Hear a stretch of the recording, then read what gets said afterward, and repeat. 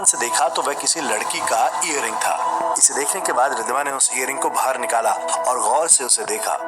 ये ईयरिंग मेरा तो नहीं है, ऐसा झुमका तो मैं पहनती नहीं हूँ, ये तो शायद, लेकिन ये यहाँ कैसे? रिद्धिमा ने उस ईयरिंग को कुणाल को दिखाते हुए उससे भी इसके बारे में पूछा, लेकिन कुणाल ने कहा कि उसे इसके बारे में कोई नॉलेज नहीं है। कुणाल हॉस्पिटल के लिए तैयार हो रहा था। उसने लापरवाही के साथ रिद्धिमा की तरफ देखा और जवाब दिया, हो सकता है लक्ष्मी का हो, एक दिन तुमने उसके कपड़े पहने थे ना, वो यहाँ आई थी, शायद उसी दिन गिर गया होगा।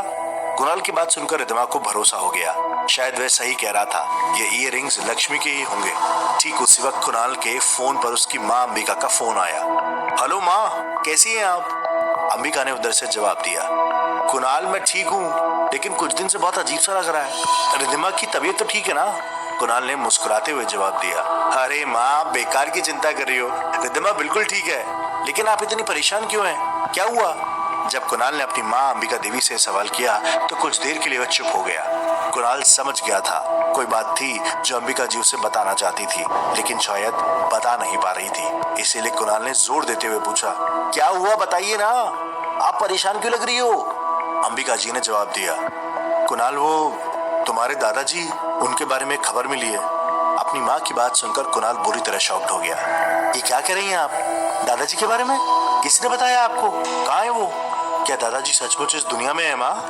कुणाल को इस तरह परेशान देखकर अंबिका जी ने उसे शांत हो जाने के लिए कहा। उधर कुणाल के मुंह से अपने दादाजी की बात सुनकर रिद्धिमा भी हैरान थी। अंबिका जी ने कुणाल को कुछ ऐसा बताया जिसे सुनने के बाद कुणाल ने रिद्धिमा को दिल्ली छोड़ने का अपना फैसला पक्का कर लिया। अंबिका जी ने उसे कहा, देखो कुणाल, मैं अभी तुम्हें कुछ ज्यादा नहीं बता सकती, लेकिन जितनी जल्दी हो सके रिद्धिमा को यहाँ दिल्ली लेकर आ जाओ। उसका वहाँ उस गांव में रहना किसी खतरे से खाली नहीं है। अपनी माँ अंबिका जी की बात सुनकर कुणाल और ज्यादा परेशान हो गया। उसने बार बार ये पूछने की कोशिश की कि उनके ये सब कहने की वजह क्या है। कुणाल अपने दादाजी के बारे में भी अंबिका जी से सब कुछ जानना चाहता था, लेकिन किसी वजह से अंबिका जी ने कुणाल को उस वक्त कुछ भी बताने से मना कर दिया। फोन डिस्कनेक्ट करने के बाद कुणाल के चेहरे पर परेशानी और डर देखकर रिद्धिमा भी परेशान हो गई थी। क्या हुआ कुणाल? क्या कहा माँ ने? वो ठीक तो है ना? कुणाल परेशानी की हालत में चुपचाप बैठा हुआ था। रिद्धिमा उसके पास आकर बैठी और कंधे पर हाथ रखते हुए प्यार से पूछा, बताओ ना कुणाल, ऐसे चुप रहोगे तो कैसे काम चलेगा? कुणाल ने रिद्धिमा की बात पर सिर्फ इतना कहा, तुम्हें दिल्ली जाना होगा रिद्धिमा।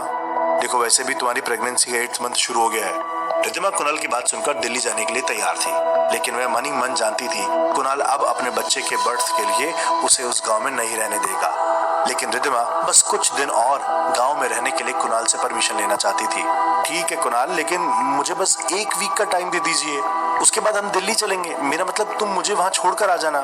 हॉस्पिटल में काम ज्यादा होने की वजह से कुणाल ने 1 सप्ताह और रुकने की इजाजत दे दी। रिद्धिमा ये सुनने के बाद बहुत खुश थी। ऐसा लग रहा था जैसे रिद्धिमा अपना कोई अधूरा काम पूरा करना चाहती थी।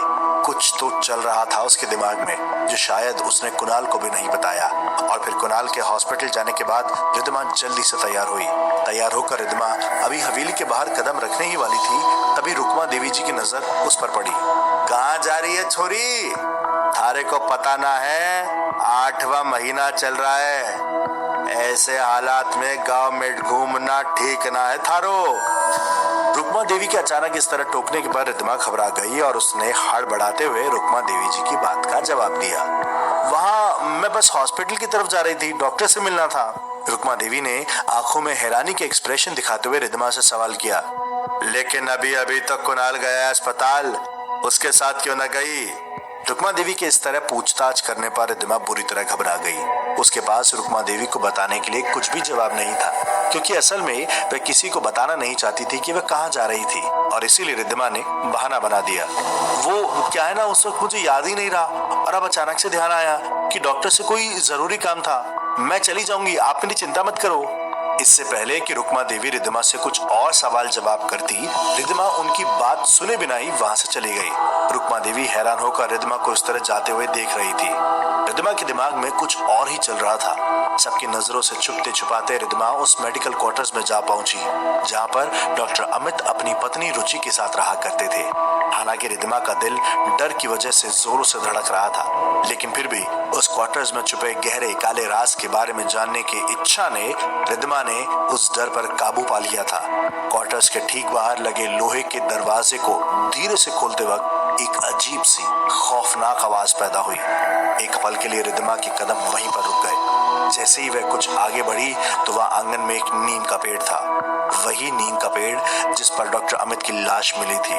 रिद्धिमा ने सहमी हुई नजरों से उस पेड़ की तरफ देखा। सब कुछ एकदम नॉर्मल था, देखने में कुछ भी डरावना नहीं लग रहा था। उस क्वार्टर्स के दरवाजे पर ताला तक नहीं लगा हुआ था।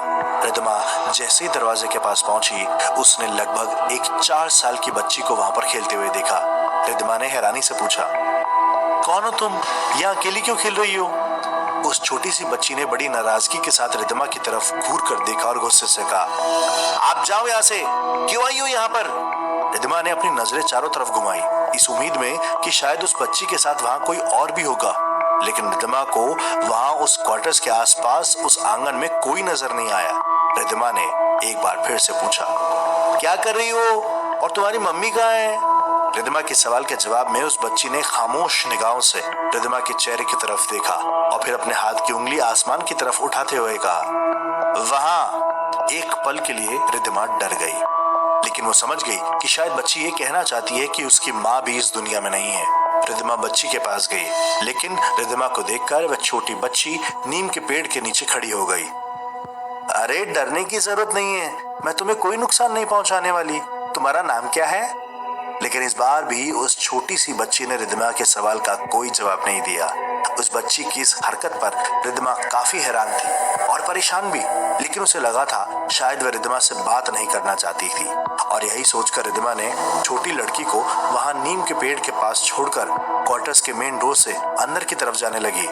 रिद्धिमा ने देखा अंदर ड्राइंग रूम की दीवारों पर डॉक्टर अमित और रुचि की तस्वीरें अभी तक वैसी ही लगी हुई थी, जैसे शायद उनके जिंदा होने पर उन्होंने अपने घर को खूबसूरत बनाने के लिए सजाई होगी। ये देखकर रिद्धिमा थोड़ी सी इमोशनल हो गई। रिद्धिमा ने धीरे से पलटकर दरवाजे के बाहर की तरफ देखने की कोशिश की और उसने देखा कि वो छोटी बच्ची वहां पेड़ के पास नहीं थी। एक बार के लिए रिद्धिमा को कुछ अजीब सा लगा, लेकिन फिर उसने अपने आप से कहा, शायद वो अपने घर चली गई होगी। लेकिन उसे यहाँ खेलने की परमिशन किसने दे दी? गांव के लोग तो यहाँ आने में भी डरते हैं, हो सकता है किसी को बिना बताए आई होगी। रिद्धिमा बड़े गौर से उस क्वार्टर की एक एक चीज को देख रही थी, जैसे उसकी नजर शायद कुछ तलाश कर रही हो। लेकिन रिद्धिमा को वहां पर कुछ भी अजीब नहीं लगा। सब कुछ एक नॉर्मल घर की तरह था। सारी चीजें अपनी जगह पर रखी हुई थी और कुछ दिन पहले मेडिकल डिपार्टमेंट ने क्वार्टर्स की सफाई भी करवा दी थी, जिसकी वजह से वह हर चीज एकदम परफेक्ट नजर आ रही थी। जब रिद्धिमा को वहां पर कुछ भी अजीब नहीं लगा और ना ही कोई ऐसा सबूत मिला जिसके आधार पर वह गांव में होने वाली घटनाओं के बारे में कुछ पता लगा सकती थी, तो वो क्वार्टर्स से निकलकर बाहर आ गई। रिद्धिमा ने दरवाजे के बाहर कदम रखा ही था, तभी उसे अंदर से कुछ गिरने की आवाज सुनाई दी। रिद्धिमा ने पलट कर देखा, ये आवाज कैसी? और एक बार फिर रिद्धिमा दरवाजे के अंदर चली गई। उसकी नजर बेडरूम की तरफ गई, जिसका दरवाजा खुला हुआ था। रिद्धिमा जैसे ही बेडरूम में पहुंची, उसने किसी को वहां पर देखा।